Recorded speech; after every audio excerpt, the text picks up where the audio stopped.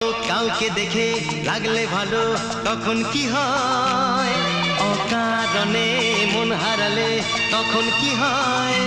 ভালোবাসা হয় গো, ভালোবাসা